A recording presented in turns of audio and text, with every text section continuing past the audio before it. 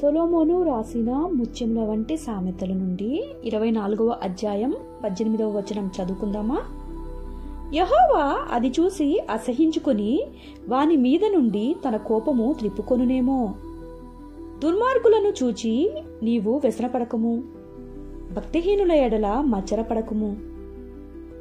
దుర్జనునికి ముందుగతి లేదు, భక్తిహీనుల దీపము ఆరిపోవును.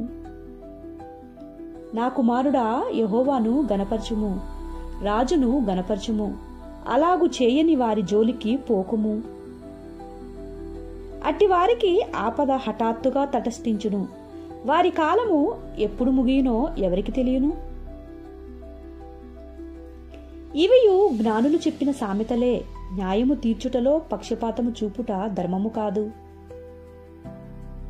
నీ యందు దోషము లేదని దుష్టునితో చెప్పువానిని ప్రజలు శపించుదురు, జనులు అట్టివాని యందు అసహ్యపడుదురు. న్యాయముగా తీర్పు తీర్చువారికి మేలు కలుగును, క్షేమకరమైన దీవెన అట్టివారి మీదకి వచ్చును. సరి అయిన మాటలతో ప్రత్యుత్తరమిచ్చుట పెదవులతో ముద్దు పెట్టుకునినట్లుండును. బయట నీ పని చక్క పెట్టుకొనుము, ముందుగా పొలములో దానిని సిద్ధపరచుము, తరువాత ఇల్లు కట్టుకొనవచ్చును. నిర్నిమిత్తముగా నీ పొరుగువాని మీద సాక్ష్యము పలుకకుము, నీ పెదవులతో మోసపు మాటలు చెప్పవచ్చునా? వాడు నాకు చేసినట్లు వానికి చేసేదను, వాని క్రియ చొప్పున వానికి ప్రతిఫలమిచ్చేదను అనుకొనకుము. సోమరి వాని చేను నేను దాటిరాగా, తెలివిలేని వాని ద్రాక్ష తోట నేను దాటిరాగా, ఇదిగో దాని అందంతటా ముండ్ల తుప్పలు బలిసి ఉండెను, దూలగుండ్లు దాని కప్పియుండెను, దాని రాతిగోడ పడియుండెను. నేను దాని చూచి యోచన చేసుకొంటిని, దాని కనిపెట్టి బుద్ధి తెచ్చుకొంటిని.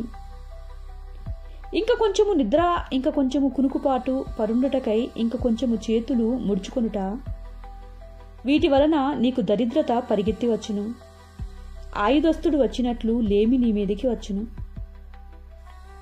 ఈరోజు సామెతలు 24వ అధ్యాయం అయిపోయింది.